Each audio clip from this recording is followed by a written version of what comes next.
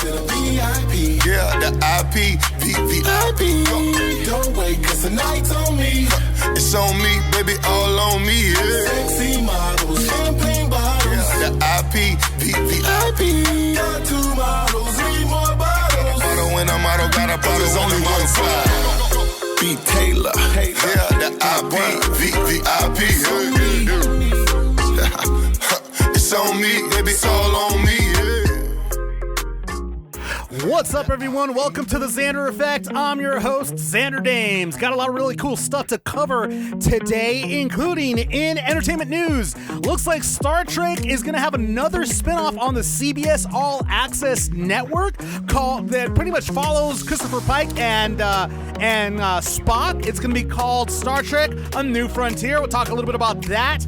In sports, looks like Tony Ferguson's manager is basically kind of questioning whether or not Tony Ferguson should continue on by saying quote, he's never going to be the same. Pretty much saying that Tony Ferguson should retire. In video game news, we'll talk specs on the new Sony Playstation 5 and go into what's going to happen, like what it has, all the goodies that it's going to come with. Plus, on today's show, I have an awesome guest.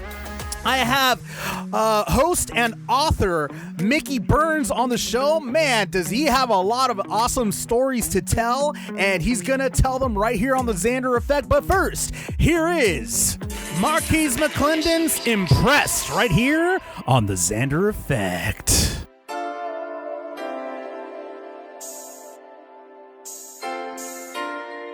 I was raised on that bullshit, I'm stumping niggas. Get at my little dog, we all in, we jumping niggas. They ain't built like I'm built, it ain't no competition. I beat your ass and shake your hand, nigga, you got ambition. I came from that block, I ain't got shit to prove. I remember living like I ain't have shit to lose. Me and my dogs tied in like a pair of shoes. Watch how you move, nigga, we'll make the fucking news. Thugging at mommies with the posse. Ain't got no conscience, my nigga, I'm out my body.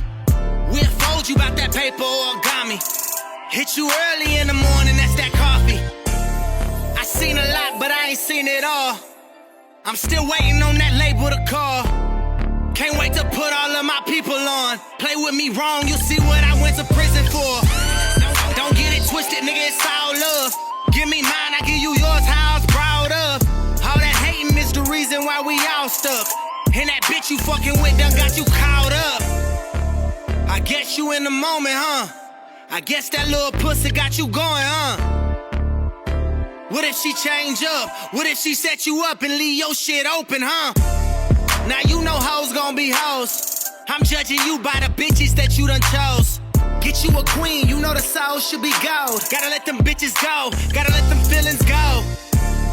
Gotta let you know I'm at my best. You know I been up in this bitch, I ain't no guest. Don't get no sleep up in this bitch, it ain't no rest. Just keep it real if you want me to be impressed, nigga.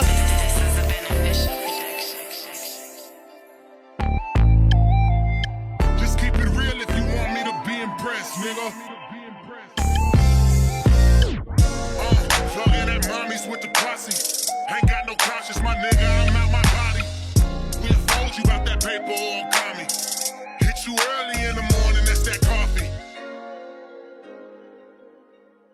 Hey, you're listening to Xander Effect, so you better respect my authority. I'm walking down the country road, guitar in my hand. I'm always thinking to myself, will I be a famous man? Well, I'm tired of scraping for a living, I don't like it anymore. When my paycheck grosses 48 and I take home 24. You and I, we work all day, turn our daily bread. When you come home, you watch TV and then you're off to bed. You toss and turn all night long and wake up on the floor. And your wife says, what's the matter, hon? You say, don't want to work no more. No, I don't want to work anymore. I don't like going to work at 6 and coming home at 4. No, I don't want to work anymore. When my paycheck grosses 48 and I take home 24.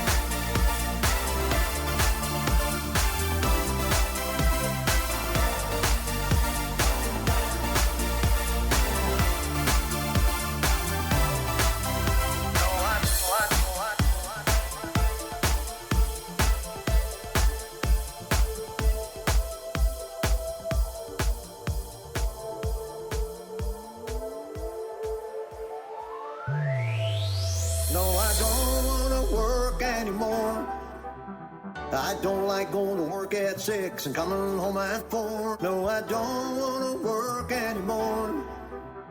When my paycheck grosses 48 and I take home 24.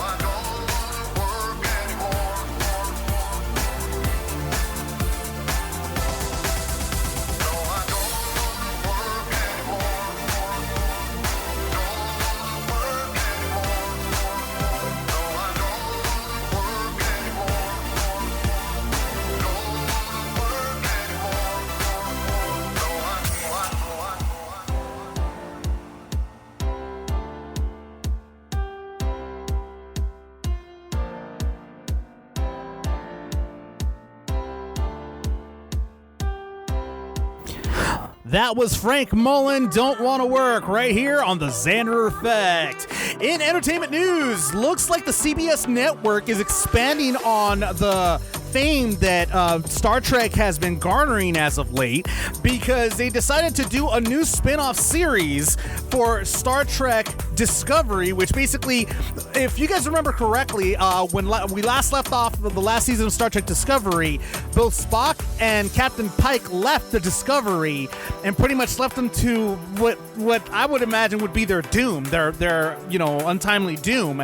And it kind of left us asking questions as to what happened next, but it looks like Star Trek, because the thing is, Christopher Pike came in and they were in this big battle, and they were helping out the Discovery to make sure that they were okay. It was an amazing ending to an epic series. It was an epic series finale, in my opinion.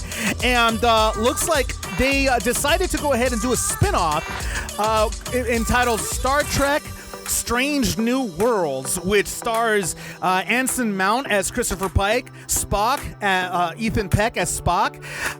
Number one will be Rebecca Romaine. So all three of these big stars are going to be starring in the new Star Trek spin-off, Star Trek Strange New Worlds, which basically it's kind of a spin-off, and yet it's a little bit of a reboot of the season premiere of the original Star Trek, which aired back in the 60s. And if any of you Trekkie fans are out there remember correctly, before Captain Kirk, there was Captain Christopher Pike, and he was the commanding officer of the Enterprise. Now, the studios decided to switch captains right before. I guess the focus group didn't like the actor that portrayed Christopher Pike, or the character itself, Captain Christopher Pike. So they decided to replace the actor and the character with Captain Kirk, played by William Shatner, back in the 60s. So it looks like this is in a sense a little bit of a reboot to the original first episode of Star Trek, the original Star Trek series. And at the same time, it also gives us a little bit of an in-depth look as to what happened the 5 years prior to Captain Kirk taking command of the Enterprise. Obviously, we saw in the movie that they did the transition a little more smoothly in the original in the Star Trek the movie that starred Chris Pine as Captain Kirk, and so we saw a little bit of a different scenario that happened there. So it's going to be a very interesting thing to watch, and to be honest, I'm actually looking forward to it. It should be an amazing series. In other entertainment news, it has been announced that Danny Boyle will direct the new movie starring Michael B. Jordan called Methuselah. Now, this is a movie that basically is based off of the biblical character of Methuselah, who, if many of you aren't religious or anything, it talks about a person in history, in biblical history, that lived to be 969 years old, the oldest person to ever live in the entire world and the entire history. So it looks like they're going to be doing a movie about this biblical character, and it looks like also Simon Beaufoy, who worked with Boyle role on Slumdog Millionaire and 127 Hours, is being tapped to rewrite the script. So there's going to be a lot of really cool stuff going on here. Michael B. Jordan is also producing the film with Outlier Society, who is the head of production, with Outlier Society's head of production, Alana Mayo. So it's going to be a very interesting collaboration with all of these people. And to be honest with you, I'm kind of curious to see how it's going to look. Because, I mean, they kind of introduced Methuselah a little bit in that the movie Noah, which starred Russell Crowe and Emma Watson. So it should be interesting to see how they're going to give this person, this biblical character, their own. His own movie, and see exactly how they go ahead and write that one. It should be a very interesting and fascinating story to watch. In other entertainment news, it looks like Percy Jackson is in development to have his own series on Disney Plus. The announcement came as Rick Riordan, which is the author of the Percy Jackson books, went on Twitter alongside his wife Becky to give the announcement. He then followed it by a statement at the bottom, which basically read, quote, "We can't say much more at this stage, but we are very excited about the idea of a live-action series of the highest quality, following the storyline of the original Percy Jackson 5-book series, starting with The Lightning Thief in Season 1. Rest assured that Becky and I will be involved in person in every aspect of the show." So it looks like Disney Plus continues to grow with these live-action adaptations, and it's becoming very popular. I mean, we all knew that as soon as Disney Plus had their own series, that this is going to be huge, or their own streaming site, that this is going to be huge. I mean, Disney has been acquiring so many production studios. It acquired Marvel, it acquired Lucas. I mean, it acquired so many that we were expecting them to deliver, and boy, have they started delivering like crazy. Looking forward to many more adaptations, many more series that are to come, that are still going to be in the works. So we'll see what happens in the near future. In other entertainment news, I had the opportunity to speak to author and host Mickey Burns about his awesome interviews that he's had throughout his years and how he got started in the industry to begin with. But first, here is John Doe's Ring right here on the Xander Effect. Hey, some people say we don't need nobody to lean on. I don't agree though. Mamas have papas and papas have mamas, and people need people. Opposites equal. A baby so little. There's a chapel somewhere. Where? On a hill in San Pedro, overlooking the ocean, with a gazebo for a male and a female, hoping that he will propose to a face-to-face, hand-to-hand, body-to-body, and not through an email. Used to have problems with details. Now I know what you're wearing, like I've been working for women's retail.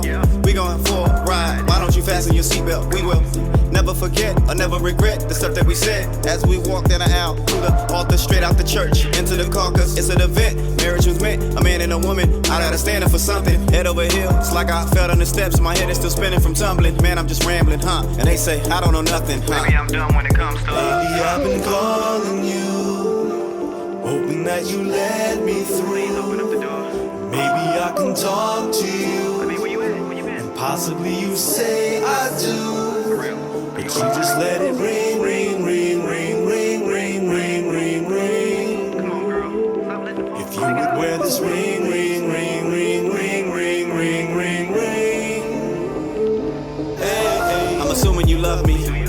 Woman, you want me. Why don't you tell me? I come when you call me. There's something about you that plays with my heartbeat.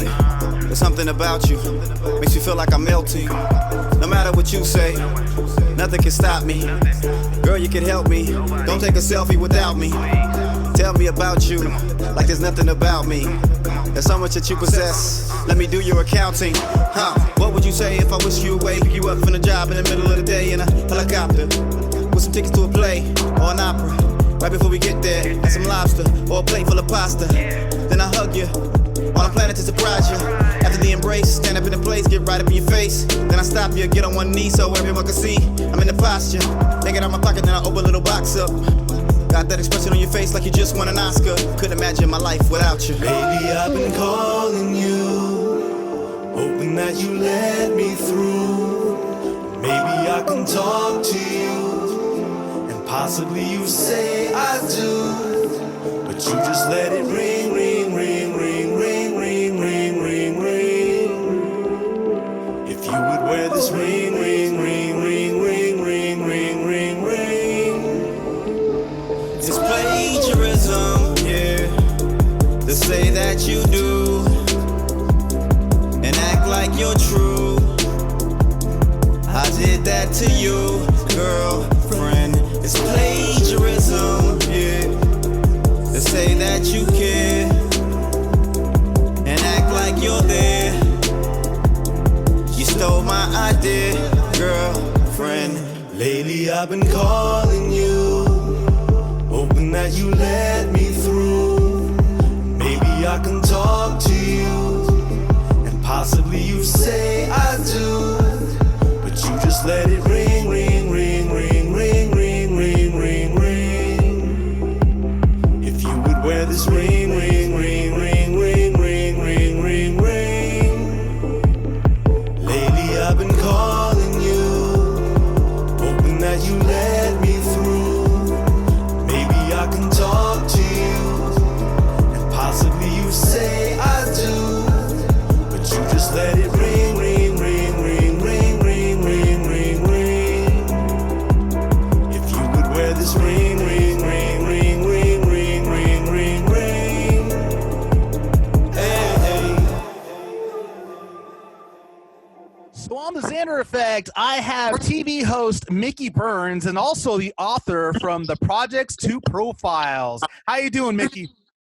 Xander, pleasure being on your show. It's an honor, and I appreciate it. And of course, like everyone else, we're still dealing with what I hope to be the latter side of this pandemic. Agreed. It's been a very difficult time for a lot of people, both in the entertainment and just, in general. It certainly has. Not only in entertainment, Broadway announced the other day they're not going to reopen until after Labor Day. Yep. And that's a lot of people out of work. That's very true. I mean, you also have sporting events, concerts, the works. It's just been a tragedy. The 2020 has been a complete bust for everybody in projects, movies, entertainment, the works. Like I said, the works. It's just been horrible. I just want to mention briefly that even the tourism industry in New York City employs 70,000 people, and they're all out of work. Oh my God, that's tragic. That's tragic to hear that, and here's hoping that eventually we get out of this. And I mean, so far, the best things that we can do as entertainers is try to go ahead and, well, you're a journalist, I'm a journalist as well. I mean, we're both people that inform.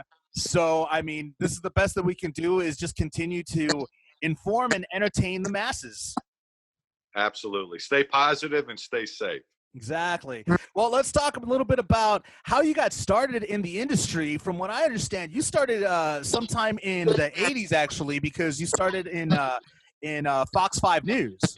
That's where I really learned, the industry. I actually was at that time I was in a band. I had my own band, and I was teaching and coaching. Oh. And I always wanted to go into broadcasting right from college. But that was BC. That was before cable, and opportunities were very limited. Mm-hmm. And kind of forced me going into teaching and coaching for a while. But I started up at Fox because some of the guys that I played golf with worked there, the anchorman, the medical reporter, and the camera guys. And one day they say, hey, Mickey, you want to sub up at Channel 5 as a sound man for the news cruise, because my partner's going on vacation. And I did. And I realized what I was missing all these years. That was like almost 30 years ago. Mm-hmm. And I started up there as a sound man, and then I kind of worked my way up until I was able to get in front of the camera, thanks to Rupert Murdoch. I got to thank him. Oh, wow. Oh, wow. Because he took over Fox, and the first thing he did, don't understand why he did it, but he said, okay, first thing he wanted to do, he realized how much money people were making in overtime. So at Fox, he said, the first thing I'm going to do is cut out all the overtime, which he did. And a lot of guys were making double, with overtime. They were making 120,000. Without overtime, they're lucky they're making 55, 60,000. Oh, wow. So we decided the way to make up the extra money was to moonlight. So we had our own little production crew, and we ended up doing a deal with Time Warner to produce a news magazine. And I became the host of that show, and that was my first time in front of the camera. I hosted and did feature stories. And it was also the seed for Profiles. Mm-hmm. Because one of the segments that we would do in this half-hour news magazine were cutting-edge stories of current events in New York City. But every half hour had a little celebrity profile, like a 4-minute celebrity profile. So I would go into Manhattan, interview Tony Orlando or Engelbert Humperdinck, whomever was in Manhattan at that time, and I'd come back to the studio with this great half-hour interview that I would have to cut down to 4 or 5 minutes. Wow, And that must have been a huge challenge for you too, to go ahead and do something like that. It was not easy, and it was heartbreaking because I realized a lot of these celebrities love talking about themselves, not only their current projects, but their entire life and career and how they got to where they were. And I went back to the studio and said, I think we should do a long-form interview show and call it Profiles, because these celebrities, they want to talk. They don't have an opportunity to talk about themselves in detail. It's usually, they're on Jimmy Fallon and how's your dog? Tell me about the new record. Have a nice week. It's 5 minutes, 7 tops. Even last night I was watching Jimmy Kimmel and they had Bill Murray on, and he might have stretched it out to a 10-minute segment. So now we had a 30-minute segment on Profiles, and we could really cover a lot of ground with these celebrities, and they love. And it's still not enough, I don't think. No, we could do an hour sometime. Yeah. We've done 45 minutes, an hour, and then what we've done in the past is make it into a 2-episode. Mm-hmm. With Tony Orlando, we did that. We did it with Smokey Robinson. We did it with Joan Rivers. And you have part 1, you have part 2. Yeah, because it's coming from somebody that like I said, that's one of the good things about podcasts is the fact of the matter that you have no limit. You could go ahead and be speaking to somebody for a full hour or two, and you could just keep on going. The issue there that I've always seen is to continue to have the audience engaged, because the audience could only listen to so much before they start losing interest after a while. That is so true. That is so true. And with us, we've been with the same network now for 20 years, and we have to deliver a show every week that's exactly 26 minutes and 48 seconds long. Exactly. Mm-hmm. And that's a challenge. Yeah, it's something that I've learned that with my show is that basically whenever I see that I have a subject that I'm interviewing that goes over the time that pretty much the show itself is, I tend to scale back a couple of the topics that I usually talk about, simply to give that person time a lot in order for them to get as much out of it, because I don't like cutting people off, and I especially don't like cutting a good story off. That's right. Why I just let them keep going, and I tell them, I'm like, you know what, just keep doing what you're doing. It doesn't matter how long it is. Just keep doing what you're doing, because it's an interesting story that you're telling. Right. In our case, a lot of times we would interview the subject for 40 minutes, but we know going in that that's got to be cut down to 26:48. Mm-hmm. So the challenge is really with the editor. It's always with the editor. And say, I can tell you, I've had the same editor for 20 years. And what we've done over the course of those 2 decades is I don't see that process. I'm not allowed in the editing room. If I was, we'd never get a show out. Because you'd be like, no, keep that one. No, keep that one. No, keep that one. You can't take that story out. You never complete. You're on a time frame or time limit. You got to get these shows out, and you just can't have that bickering back and forth. We just don't have the time. So I trust the editor. She's been with me for 20 years, and I trust her judgment. But I'm not allowed in the editing room because I know that it would be there would be too much controversy. So I have to trust her. Yeah, it's one of those things where, you know what, ignorance is bliss in that point. So do what you got to do. Don't tell me what you're doing. And sometimes when I see the show for the first time, it's on the air. And I'm watching. Geez, I hope, they didn't take out the part with Joan Rivers about the plastic surgery. I'm watching it, and I'm at the edge of my seat. I'm at the edge. I hope they didn't take that out, but you only have so much time to work with. But the good thing is that a lot of editors, they're very intelligent when it comes to, okay, this is important, this isn't important. They use a lot of editors have great judgment in knowing what's going to be important, what's going to be ideal, what people are going to want to listen to. So that's really good that a lot of editors are like that. Yeah, I agree. And if I didn't trust her the way I do, she wouldn't be my editor for 20 years. That's a very good point.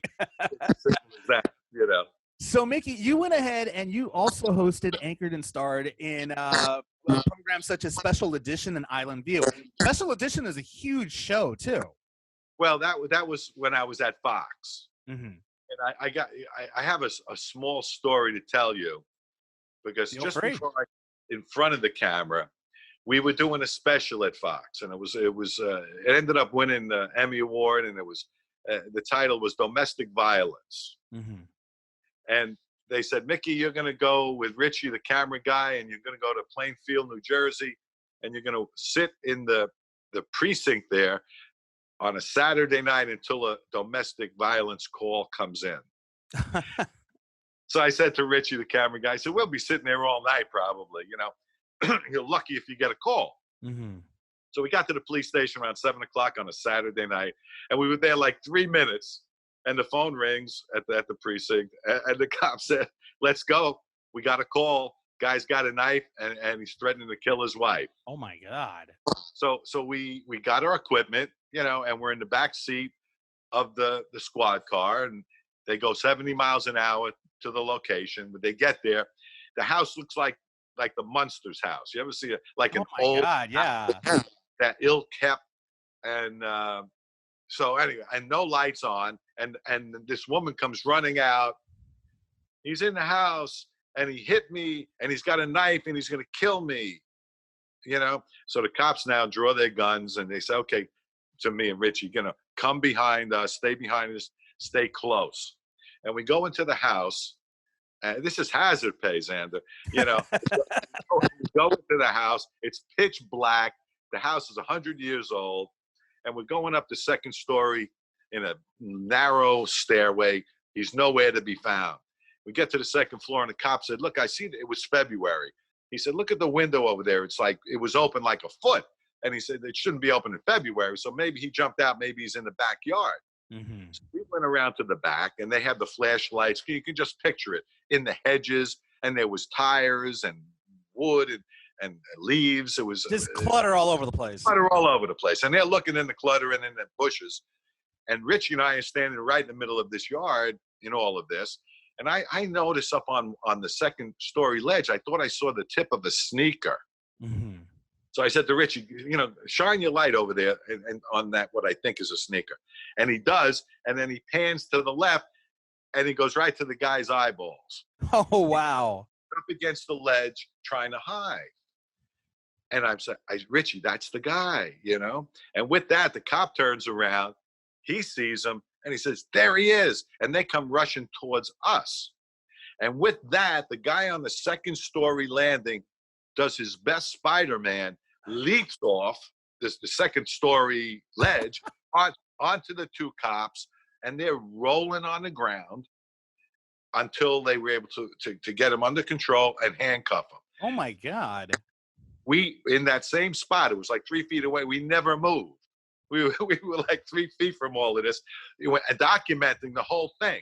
Perfect sound, perfect video, right? They handcuff them. They throw them in a squad car. We go in there with them. They bring them to the precinct. They book them. They throw them into the cell. And when the cell closed, it was like, go to commercial. It was Oh my God. Do you still have footage of this? Because I'd love to see this. Well, let me tell you why I mentioned that. Because that was at the beginning of the special for domestic violence. And I remember interviewing the woman some weeks later, and she said to me, because she dropped her charges to she said, because he's all I got. If he goes to jail, no support.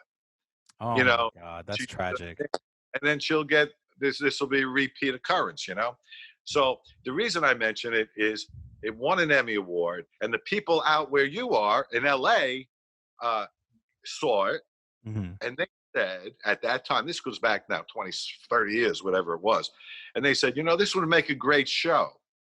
And that was the seed for Fox to do Cops when they saw that scene in that special. So that's how Cops was pretty much. That's pretty much how Cops began then.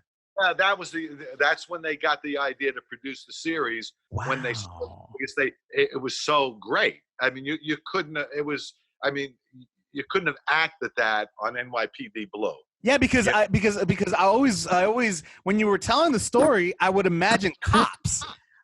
Yeah, that's right. And it was such an easy thing. You just sit in the back seat wherever they go. You trail them and you document what's ever going on, and it's riveting. It can be very riveting. Yeah, I mean that show was going on for a long time. Yep. Yeah. That's what I'm saying. I'm going back now 30. This was easy 25, 30 years ago.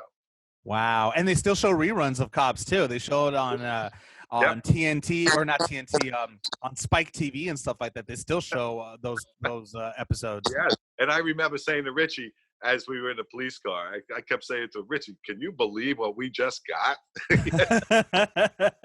No, that's insane though. Like, because these are things that, I mean, as a journalist, these are things that you face all the time. Like, especially when you're out in the field, you risk yourself. I mean, this is what a lot of people don't understand. They always are like, oh, the media this, the media that. Well, the media is trying to inform the masses. Granted, there are some medias that have hidden agendas. I'm not going to lie. I mean, journalism has changed over the years a lot, and it's become more of a business than actual, an informative, way for people to go ahead and, or for journalists to inform the public. Right. And it's tragic because when I first wanted to be a journalist, I'll never forget it. When I first wanted to be the journalist was during the Gulf War. When I saw, I forgot the journalist's name, but he was reporting live from Iraq or not Iraq, Kuwait. And suddenly they started bombarding, or they started hearing the sirens. And he was in the middle of a report when he said, we have to go right now. We're hearing the air raid sirens. We have to go into shelter. We're being told right now that we need to go into shelter right now. And suddenly the feed cut off. And nobody heard from him for about a week, until a week later he came back. After that, that's where I kind of was like, I want to do that. Yeah, you got the bug. I got the bug. I got the bug to be a journalist. And I mean, all through high school, since the 9th grade, I was in journalism. In college, I was in journalism. I got my degree in journalism. And, that's pretty much how it went. And it's just something that I guess it just is inside you, where you want to go ahead and inform the masses of what's going on.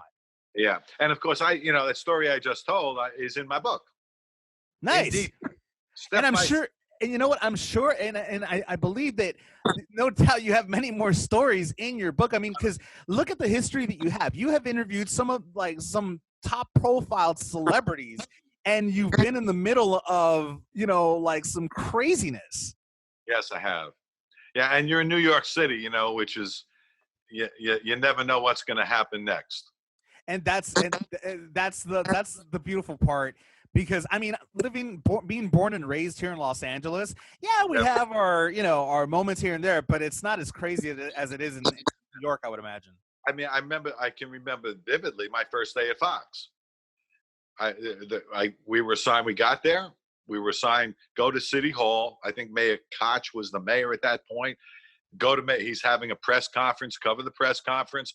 We went to City Hall, cover. It was exciting just to do that at City Hall. Mm-hmm. And then they called us on the radio and said, listen, break for lunch and then go up to Yankee Stadium and get sound bites with the players on the field before the game.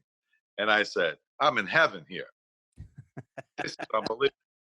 And I'm talking to Derek Jeter and all these Yankee. I mean, it was unbelievable. That must have been insane. That must have been so great. Like the first day there, and you're already like thrown into the pool.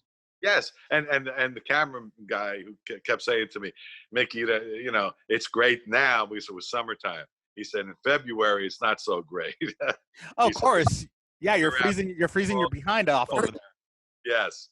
Sometimes we stand outside looking for somebody to come walking out of the courthouse, and you're standing outside in 20-degree weather for 2 or 3 hours. So it's as glamorous as it sometimes appears. So I have to ask you, you went, from being a field reporter to being a host. I mean, did you miss being a field reporter? Like when you were, stuck being a host and just, now you were indoors and you were no longer out in the field anymore? No, I never regretted being a host. The first job I hosted was Saturday for Time Warner. So it was Saturday night, Staten Island Live, which was great. It was just like Larry King Live, but it was my show. I had to do the research. I had to plan out the interviews. I booked the guests. I loved it from day one. So when I started with Profiles with the NYC Media Network, once again, it's my production. So how the interview goes, the guests that I get, I make those decisions. When you're a field reporter, you go where you're told. You don't always like where you're going. Very true. But as the host of my shows, I'm in charge, and it's, I think, a little bit more rewarding. I mean, and now with how technology has gone over the years, I mean, how do you find it more challenging now than before being a host of a show with all this social media and technology? Well, I find it a lot easier because I've been doing this so long, Xander. Believe it or not, when I first started out, when I had to do my research, there wasn't any computer. I mean, the computers were in their infancy.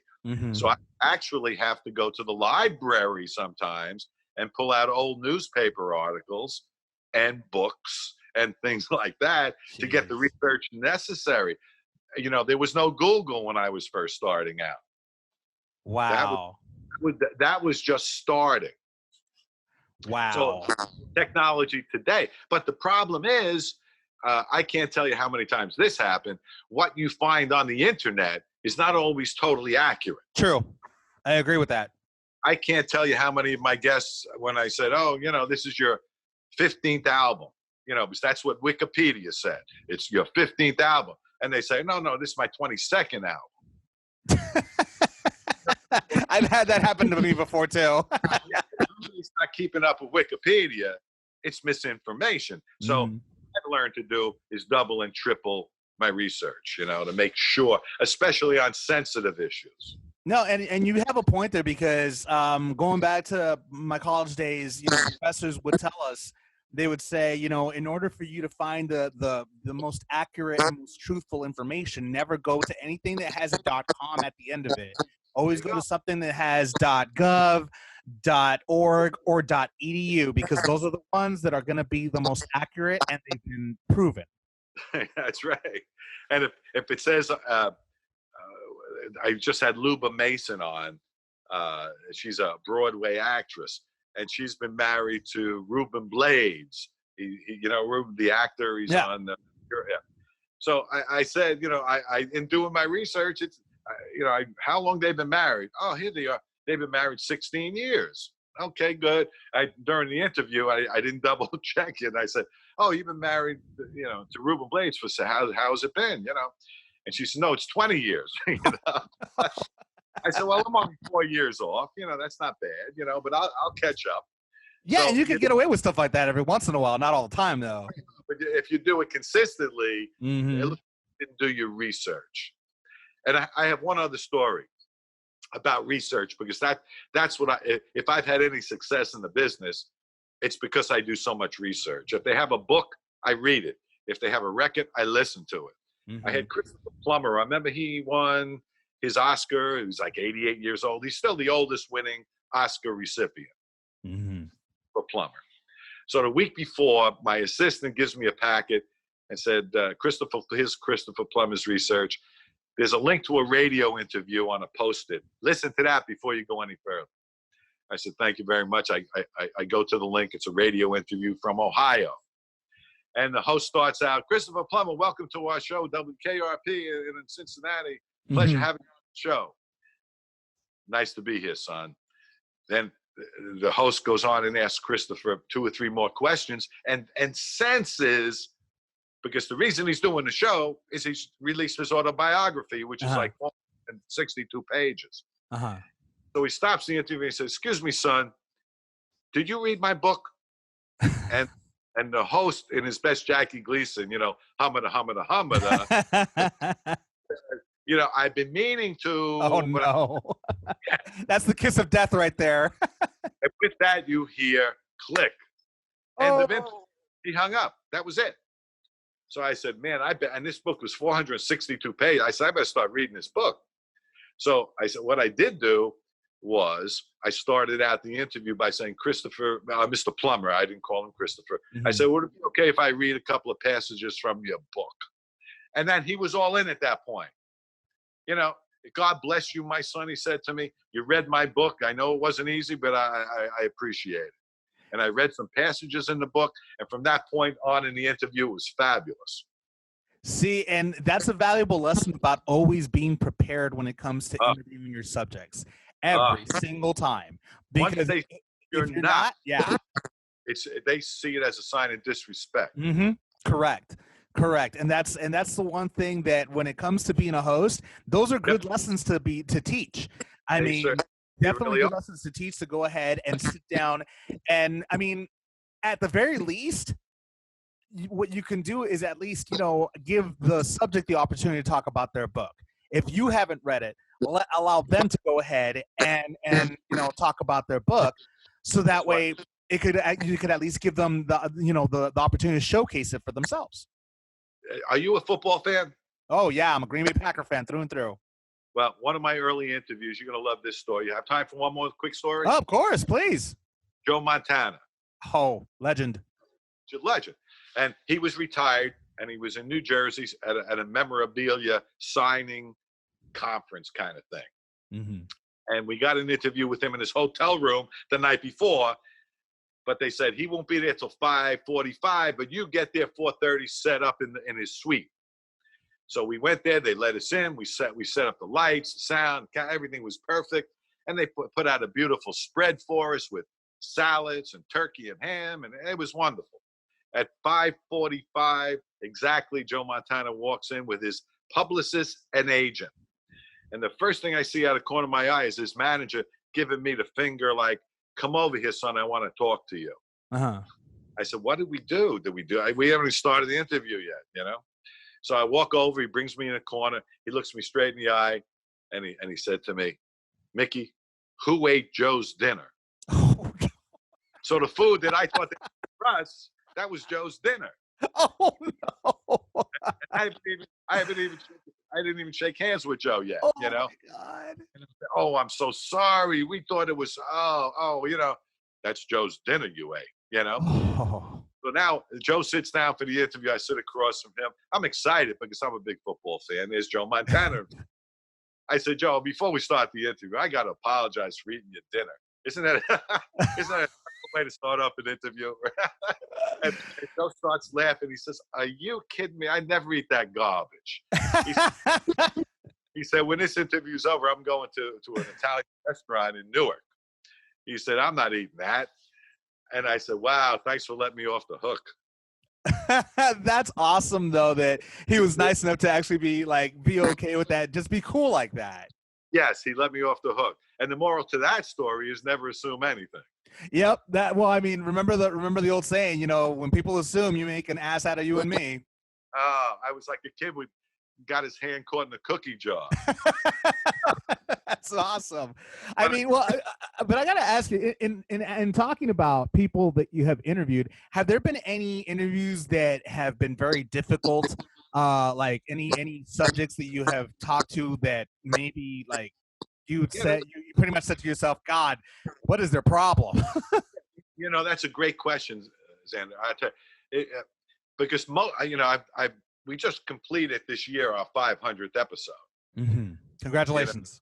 Yeah, the reason I mention that is there's only one or two there that I had that feeling that you just described, and one with actor Ben Vereen. I don't know if you know him or not. Sounds familiar. He was a famous Broadway actor in Pippin, TV star back in the 70s and 80s. So he's sitting across from me, and I asked him, the first question was just like a get to know, hey, how have you been? How you doing kind of a question, Well, he went off for about 15 minutes. I couldn't get the second question in. That's difficult. I had to stop the interview, because it is, we edited it, so I could stop it. Mm-hmm. And then, this is like a 30-minute interview. You just answered that first question for 15 minutes. I have a lot of questions about your life and career. I still got to ask you. So if you could shorten your answers, I really appreciate it. Oh, Mickey, no problem. Oh, I didn't realize. I'm sorry. I ask him a second question, and he goes off for another 10 minutes. Oh, no. So now I said, so at that point, what we did do was the interview took about an hour to get all the all the questions we wanted to ask in. Wow. And then we had a heck of a hard time trying to edit it down where it made sense to 2648. So yeah, that's, but most of the time, I'm hard pressed to think of another where, other than Meatloaf. Mm-hmm. Meatloaf That must have been an incredible interview. It was, but I asked him a question, and as I was introducing him, kind of thing, this is, you've had this many hits and blah blah blah. A little background. Let me stop you. I'll tell you what I did. He's like, oh wow. He says, oh yeah, I have so many gold records. I won a award for this play and that play. I'm also a Shakespearean actor. And he went on, but he hates the press, and he's very, very aggressive to them. What saved us is in the pre-interview, which was just us back and forth prior to rolling a tape. We realized we both played college football, and we went to college at the same time, knew a lot of the same players that he knew and I knew. And he gave me a little tiny bit of respect. Enough that we had a great interview. He backed off. I know he wanted to keep coming with that aggressive, arrogant flavor, but he because we had that in common, he backed off and gave us the good interview. It's almost like you have to, when it comes to interviewing difficult people like that, you have to find a common ground in order for them to start opening up and feeling a little bit, I would have to say, safe around you. And absolutely. If we didn't have that football history background together, he would have tried to abuse me that day. Yeah, because at the end of the day, like I see whenever somebody starts acting like that, it's a defense mechanism. It's not so much that they're trying to be jerks on purpose. They're just very defensive because maybe they've gotten screwed over before in the past in interviews. Yes. Yeah. Yes. Absolutely. But it worked out okay. Another one was Smokey Robinson. Oh wow! And he seems like a really chill guy too. Well, it was one of those days where he had a lot of interviews. He had a new album coming out, and he crammed a lot of interviews into the day, and we had him late in the day. Mm-hmm. And the week before, the publicist kept telling me, Mickey, you got 25 minutes, not a minute more. He's got a ton of things to do. So prior to the interview, because I really like him, I remember reading something where he's a golf fanatic, as I am. That's my hobby. Mm. And he was having trouble with his putter. So we all chipped in, the crew chipped in, and we bought him a new Odyssey putter. Mm-hmm. So prior to the interview, I said, Smokey, before we start the interview, I read you having trouble with your putting, so we went out and got you this putter. When I tell you how elated he was that we made that gesture, he said to me, Mickey, I've been in this business 50 years. I'm lucky if I get a cup of coffee. Here you go. You buy me a beautiful putter. He was so touched by that, you know. It's the little things. And he perked up after that. You know, he looked tired at the beginning. Once we got after the gesture, he perked up and he was all in. Now, I got to tell you at the end of the story, at the 24-minute mark, at the corner of my eye, I see his publicist giving me the roll finger, you know, like wrap it up. Like let's wrap go. it up, uh-huh. But fortunately, Smokey saw the same thing. So his name was Tony something or other, right? Mm-hmm. So Smokey, because he knew it was taped and going to be edited, he stopped the interview. He said, Mickey, hold on a second. He said, Tony, go sit. And he was really mad, like, you know, and he said, Tony, go sit down. I'm talking to my brother Mickey, and I'll tell you when we're done. He's the boss. So Tony went like a little mouse and sat in the back of the studio, and we continued with the interview for another 30 minutes. We ended up doing like 50-minute interview. We did a two-parter, and both episodes won Telly Awards that year. Wow. Yeah, because you can't, those types of interviews you cannot edit and cut down. You need to have the whole thing on that. Yeah, because he's written over 400 songs. Yeah, he's a legend. In the music industry, he's one of the legends. I said, you've written songs for everyone. Who's your favorite person that you've written a song for? He said, he didn't hesitate. Marvin Gaye. Marvin Gaye. He said, when Marvin Gaye sang my songs, what he did to them, I used to say he Marvinized them. Nice. He meant was he brought it to the next level. Uh-huh. That's amazing. That's amazing. Well, I mean, you talked about the people that have been the most difficult. Who's been your favorite interview? I mean, because this sounds like this is one of your favorites.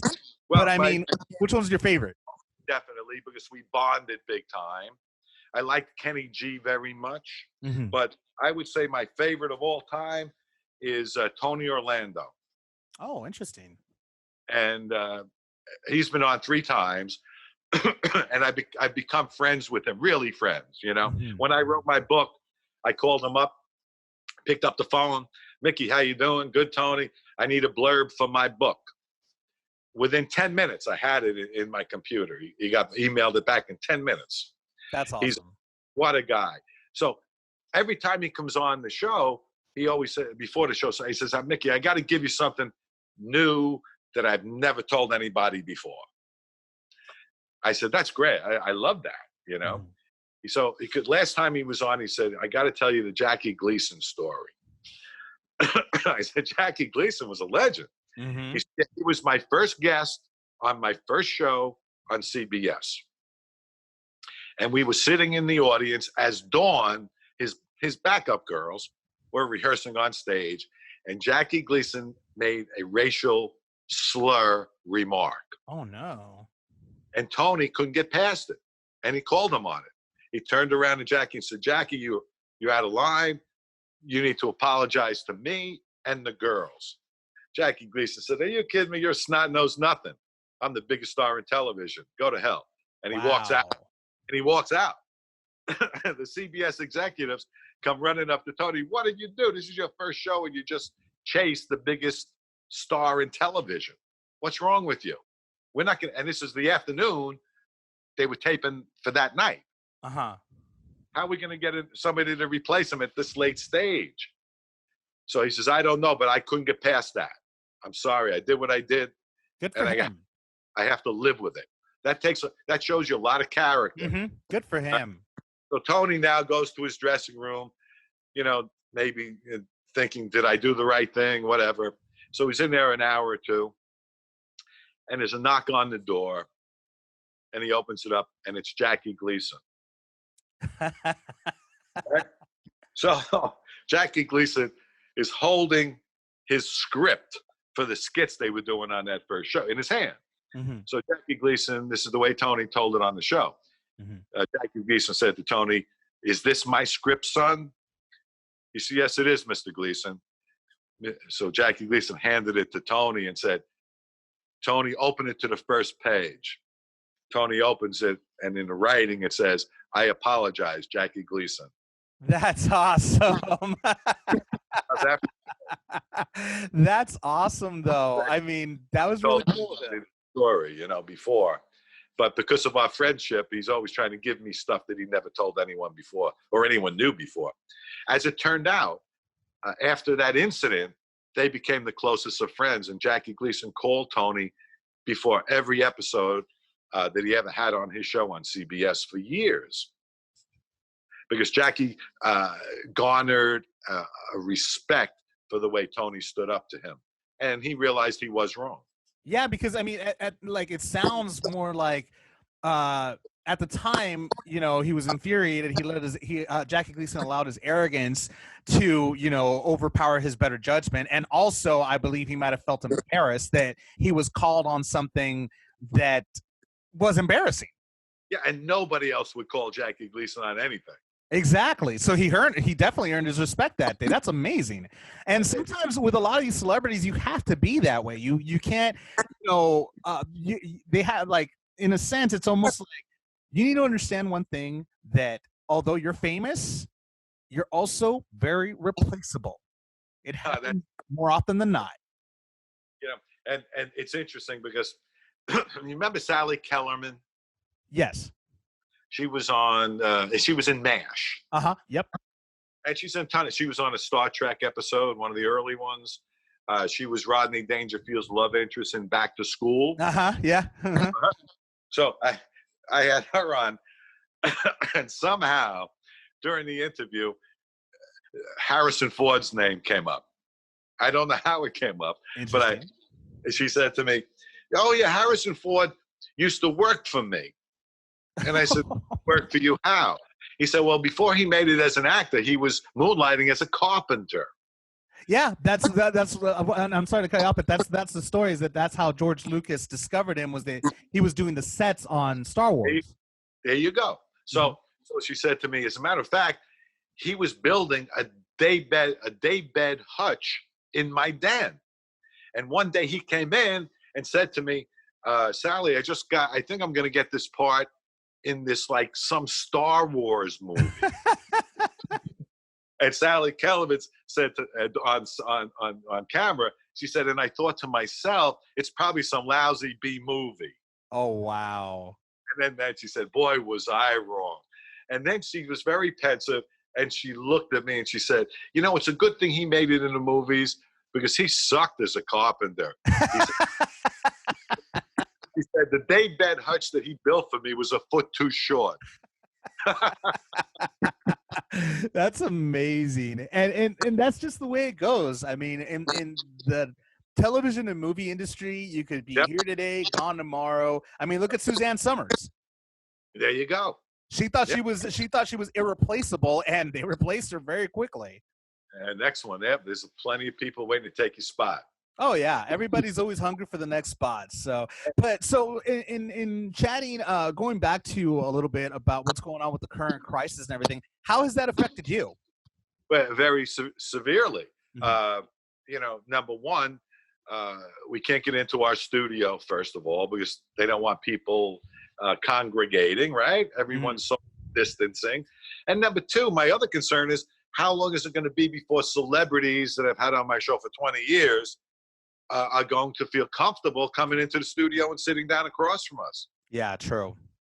So I don't know. I know it's going to end sooner or later, because celebrities have books they have to promote. They have movies to promote and new CDs to promote. So it's going to end sometime. But I thought at the beginning of this pandemic that maybe by June things might loosen up a bit. Now I'm thinking after Labor Day. Well, there are talks. I actually just saw an article today that there are talks that so far the first phase of the trials for the new vaccine is they're supposed to know by probably the end of fall, close to winter. They're supposed to find out whether or not the first phase was a success or not. And according to Dr. Fauci, basically, if the first phase works, if phase 1 works, then they're going to start mass producing the vaccine by the end of this year. Right. Because we miss doing what we've been doing this show for 20 years, and we were on cruise control with the team and the staff and everything else, and we miss it terribly. And we want to all stay safe, but we hope that we can get back doing it quickly and very soon. Are you able to adapt at all? Are you like Jimmy Fallon and Jimmy Kimmel and Conan O'Brien? All of them have adapted and doing a lot of the shows from home. Have you thought about doing something like that? Let me tell you, at first we were considering it, but we backed off because we don't like the sound, we don't like the lighting, and it's not what we're used to, kind of thing. But now we're reconsidering because we thought we'd be back by June. So I'm doing a couple of Zoom interviews next week. We'll see how. But the other thing is too, and this was the general consensus of my team, is it better to do a Zoom interview where you might have bad sound and you might have bad lighting, or re-air some of the best of the 500 episodes that are pristine lighting, pristine sound in our studio. So, at first I think we're better off running the reruns that we know we love and that are pristine. But as I said, we didn't think it would last this long. So now we're going to try the Zoom thing next week and start with it. I mean, at the end of the day, and this is something that I've told a couple of people, is that, everybody has to adjust and they have to get used to the new normal. Yes. And just try to understand that if it was up to them, if it was up to all of us, presenters, hosts, everything, we'd be in a much better, in a professional studio. But this current crisis, I believe, humanizes everybody. And makes it seem that, we're all human. We're all trying to adapt. We're not, above anybody else. We're not gods. So we're all in the same boat. Like, we're all in this together at the end of the day. And go ahead. I'm sorry. What we also realized is that we probably will have access to almost anybody because everybody's home. Exactly. That's the other beautiful part. I actually had a show, an episode that I dedicated to the silver lining of the coronavirus. And it talks about so many similarities of what I'm saying right now. Is the fact of the matter that we're more appreciative of the things that we would normally take for granted. And, as simple as going on a hike that we took for granted. And now we're seeing that, wow, I personally miss it. I love hiking and I miss it. And, the same thing goes for celebrities. Celebrities are so used to, fans and being around them. And some of them even don't even like being around fans. They don't like being bothered. Well, now you're definitely not bothered because no one's going anywhere near you. That's right. So some handle it better than others. Exactly. So that's what I'm saying is that, in my opinion, this current crisis has humanized all of us. And, we've had to adapt to the circumstances. And a lot of us have adapted very well. I mean, in my opinion, I would say, far be it for me to tell you what to do with your show, Mickey. I don't know much about anything. But I would say give it a shot. Give it a shot and see what happens. We're going to start next week. I know Bill Maher is going crazy. Because he lives by himself and he's lonely and he's not doing the show the way he wants to. And he's not doing well with it. Others are. And that's the thing. And that's the thing is that you have a fan base. They'll always be loyal to you no matter what. That's the bottom line. That's a great point. And I'm going to tell my team that tonight. That's a great point. I want to share one more. Do you have time for one more? Of course. Go for it. Because you asked me one of my favorite guests, who they were. But early on, I think I interviewed, there was a singer called Dion DiMucci. He's before your time, but he had a band called Dion and the Belmonts. Songs he had were Run Around Sue, The Wanderer. They're played all the time. Run Around Sue. I've heard of that one. And Abraham, Martin, and John. That was his. My parents used to love that music. So Yeah, he was a prolific hit maker back in the 60s and 70s, right? Mm-hmm. So I was interviewing him at the Hard Rock Cafe in Times Square on his 60th birthday. Comes in with a guitar. And I said, this is going to be great. Maybe he'll play some unplugged stuff for us, which he did. But he was also part of the Day the Music Died tour back in like 1960, I believe. And that's the one where the plane crash killed Richie Valens, Buddy Holly, and the Big Bopper. Mm-hmm. He was part of that tour. Wow. And they were going throughout the Midwest in February on like a school bus, believe it or not, with like 10 bands. And the heater broke on the school bus. And he's telling this story. He was all happy until I mentioned this experience. Then he became very pensive.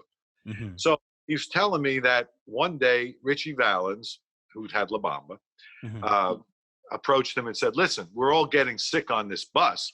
So we're going to charter a plane to go to the next venue so we can get there and get a good night's rest in the hotel, warm hotel and all of that. And we have there's only room for 4. And is this the coin toss? No. He said, we have one more seat. You want to join us? Uh-huh. So Dion said to Richie, how much? And Richie Valens, without hesitation, said $36 a piece. Dion thought for a second and said, I pass. Richie said, why would you pass? Why would you pass? We're all getting sick. We'll be there in a couple of hours. You can rest. He said, because $36 is the exact amount my mother pays for rent in the Bronx. Wow. If she found out that I took this indulgence, she'd never forgive me.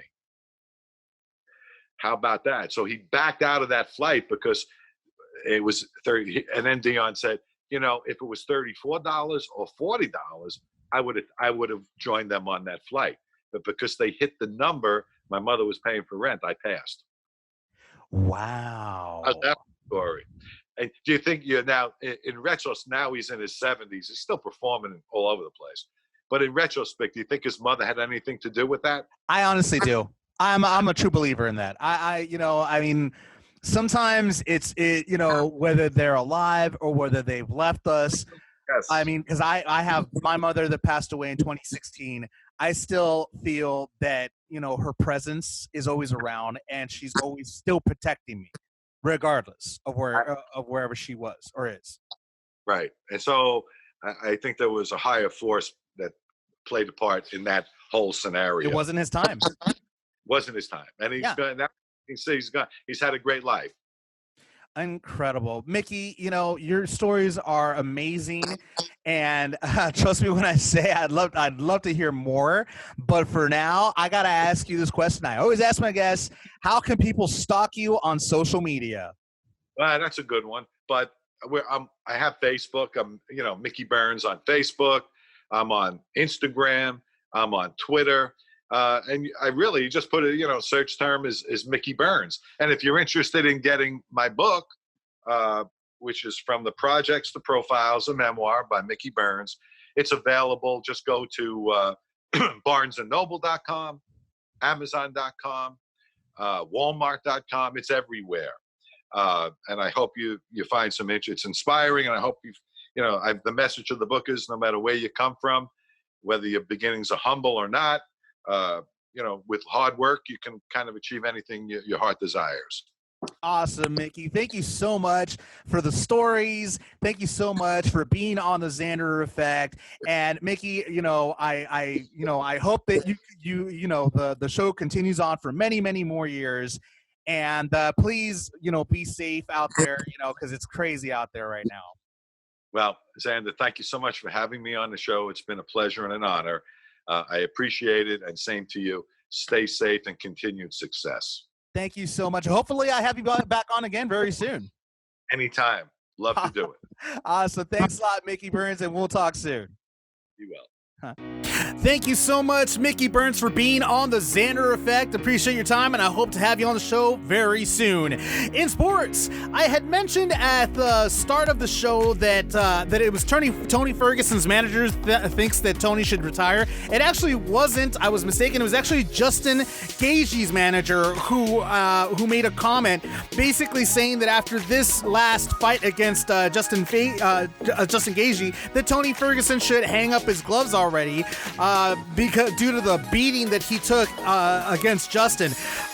Basically, Justin's manager, Ali Abdelaziz, said, quote, "When you take an ass whooping that Tony Ferguson did, I think he's never going to be the same. If he had fought Khabib also, he would have never been the same. He had a great run, but I think when you get beat up like that, you'll never recover from this beating, and I think he should retire. What else he needs to accomplish? Or maybe he can have a senior citizen match with guys like McGregor. To fight a guy like Conor McGregor, you have to be coming off 2 losses. Maybe he and Tony can fight." So, I mean, Ali is definitely throwing shade in Tony Ferguson's direction and in Conor McGregor's direction as well. Suffice it to say, there is definitely no love lost there, so who knows what Tony's going to have to say about that. I mean, Tony Ferguson has been fighting since 2008. He has accomplished a lot, but, to say that it's time for him to retire, well, ultimately that's going to be Ferguson's decision. And it could, obviously Ali is talking crap after the loss that Tony Ferguson faced against Justin. So we'll see what Tony has to say about this very soon. In other sports news, New York Giants cornerback DeAndre Baker and Seattle Seahawks cornerback Quentin Dunbar have been issued warrants for their arrest for an alleged armed robbery with a firearm in Fort Lauderdale, Florida. Apparently, Baker, who's 22, and Dunbar, 27, were attending a cookout on Wednesday when a fight broke out, and Baker allegedly pulled out a gun, according to what the warrant said. The two were also accompanied by 2 other men who began robbing other people and at the party of thousands of dollars in cash, watches, and other valuables, according to witnesses. Now, the police said that the 4 men fled in 3 vehicles, a Mercedes-Benz, a Lamborghini, and a BMW. And according to witnesses, it would seem that the cars were parked in a manner to be able to easily get into and get away. So this is leading police to believe that this robbery was planned. So the warrants have been issued. They are facing charges. They're facing multiple charges. So who knows what the future holds for these young men, which again begs the question, why? You 2 guys are playing for 2 NFL teams. You're getting paid like a crap ton of money. Why in all of this world would you go ahead and resort to armed robbery? It doesn't make any sense. This goes back to what happened to some of these players that, are arrested for aggravated assault or charged with murder. This doesn't make any sense. Why does this happen to these players? These guys they drove away in BMWs and Lamborghinis. That should tell you that they make a crap ton of money, so that way they don't have to resort to robbery. That just doesn't make any sense. And you know what? We'll see what happens in the near future with these 2 young men. Who knows what's gonna happen? Coming up next in video game news, I got the specs on Sony Playstation's 5, so we'll go ahead and chat a little bit about that. But first, here is Obek featuring Freedom's remix of Sweat right here on the Xander Effect. We gon' party. Whoa, I got your chick in my party. You know we bustin' on this morning. Whoa, now niggas hating and I'm sorry. Killing up. We be in LA. Killing up. We be in New York. Killing up. We be in Chi-Town. I'ma move this meter. I'ma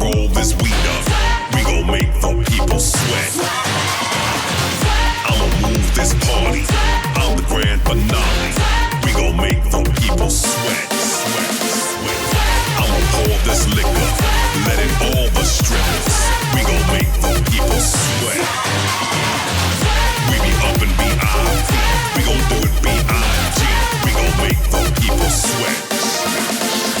The way your mind is moving is making mine get harder. Can't do nothing else but sweat. What you doing to me? Gonna make me naughty. Everybody's touching. Gonna make us sweat. Slip in, slowly, dipping lowly, sipping OE with a gold straw, that's OG.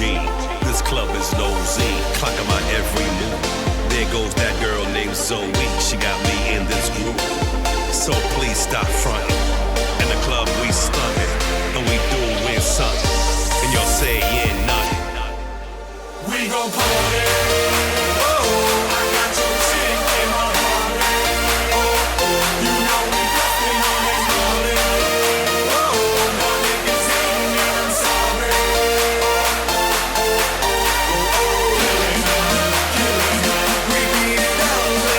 Killing up, we be in New York.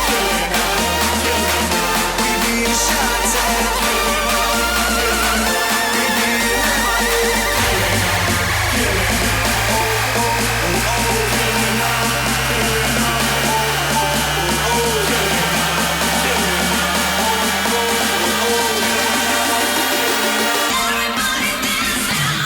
I'ma move this meter, I'ma roll this weed up. We gon' make the people sweat.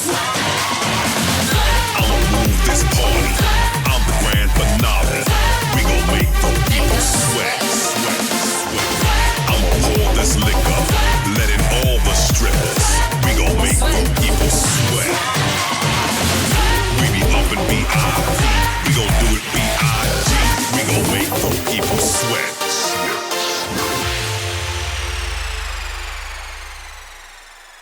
Hey, Jeremy Miller from Growing Pains here, and you're listening to this jerk, my good friend Xander Dames, on The Xander Effect.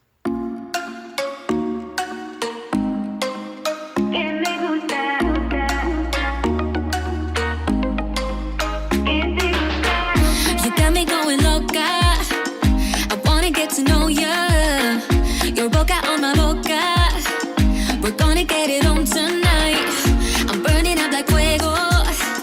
Let's do it nice and slow, yeah. I never tell you no, no. 'Cause boys never felt so right. I just need your hands on my body. Oh, I just need your hands on my. If you do it to me, then I'll do it to you. Baby, don't it feel good? Que me gusta. If you do it to me, then I'll do it to you. Baby, don't it feel good? If you do it to me, then I'll do it to you. Baby, don't it feel good? Que me gusta.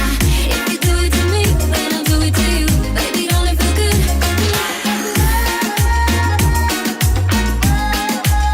Que me gusta. Que te gusta.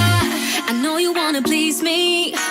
You know I wanna please you. I like you when you tease me. I see the fire in your eyes.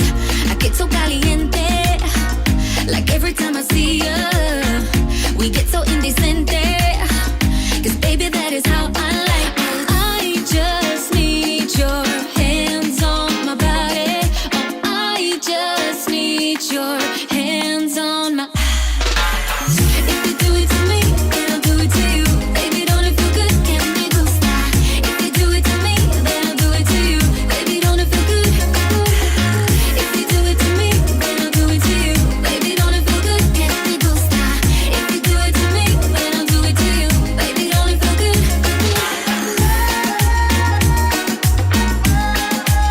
Que me gusta.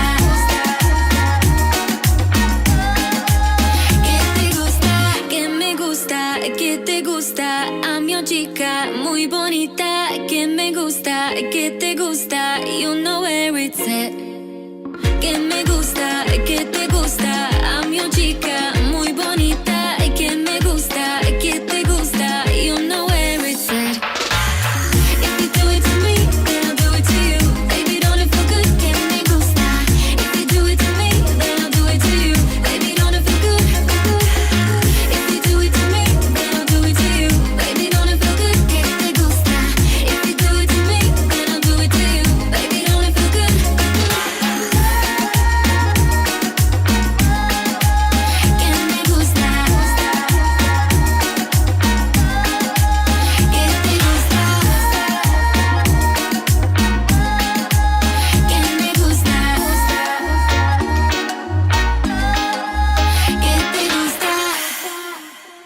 That was Twins, Que Me Gusta, right here on the Xander Effect.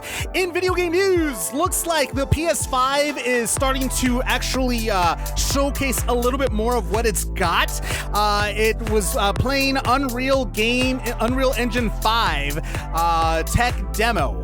And basically this demo wanted to showcase how real the gameplay is going to be on the new PS5. So, and trust me when I say that the Sony Playstation 5, man, the graphics are so clean, they're so crisp that it's definitely going to give the Xbox Series X a run for its money when it is released. Now, so far, there is no release date, there is no price. Those are the two things that both next-gen consoles have yet to announce to gamers and the public.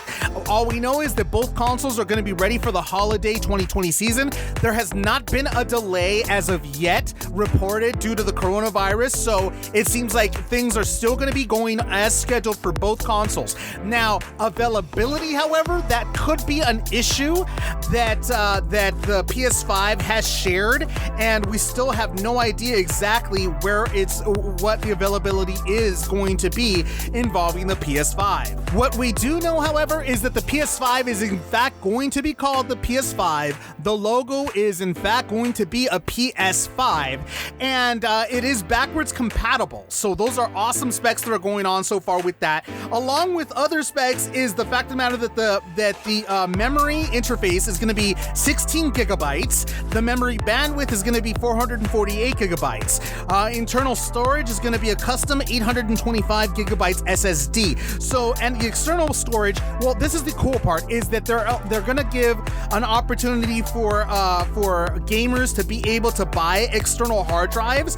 So there's going to be an opportunity for it to have an expandable storage with the PS5, and it doesn't even have to be Sony. So Sony left it open so that way gamers could go ahead and buy an external hard drive and attach it to the new PS5 in order to make more room for other games. Another really cool spec on this is the controller, that basically it's going to enhance what the current controller is about in regards to dual shock.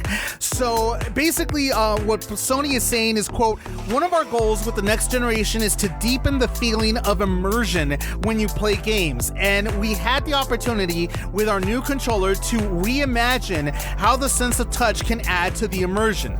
To that end, there are two key innovations with the PlayStation 5's new controller. First, we're adopting haptic feedback to replace the rumble, quote, rumble technology found in controllers since the 5th generation of consoles.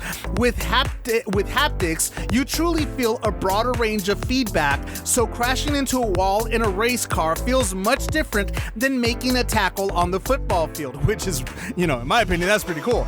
It goes on to say, "You can even get a sense of for a variety of textures when running through fields of grass or plodding through mud."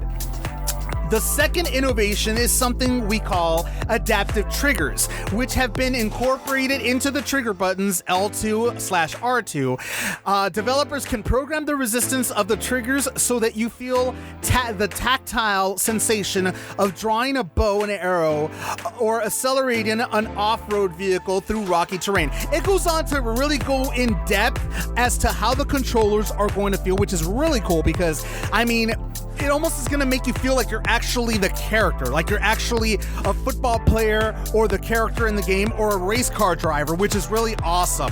Another feature that it has, it will support the PS5 PSVR virtual reality, which basically means you could also adapt virtual reality to the new console. It's also going to be energy efficient, and it has just so many other awesome features to it. I'm looking forward to it. I'm still curious as to see how much it's going to cost, though, as so many other gamers are also wondering exactly how much the cost is and when the exact date of the release of both consoles are going to be. So we're looking forward to that. We'll just have to wait and find out. That's it for the Xander Effect. Thank you so much for tuning in. That's the news in case you haven't heard it. Make sure that you continue to be safe out there. we're still in this crisis. We're still in this together. Make sure you continue to practice safety precautions. Wear your masks when going out to buy essential items. Wear your gloves, your goggles if you got them. And remember, music always heals all. We'll see you next time. I be tell I told. Yeah, you did. They ain't believe it though. One life. Do Brown. Same game, be teller. What up? Woo! So we kick it like it's kickball. Power couple. She drippin' in that Dolce Gabbana. They wanna touch her. Everybody know that's do girl. What you gon' do by it? Me and her take on the world. Now that's a truth. Hey everyone, the Xander Effect is powered by 50/50 Global Music Inc., Sony Music, The Orchard, and BMG Bertelsmann Group, in association with Art 19 Media.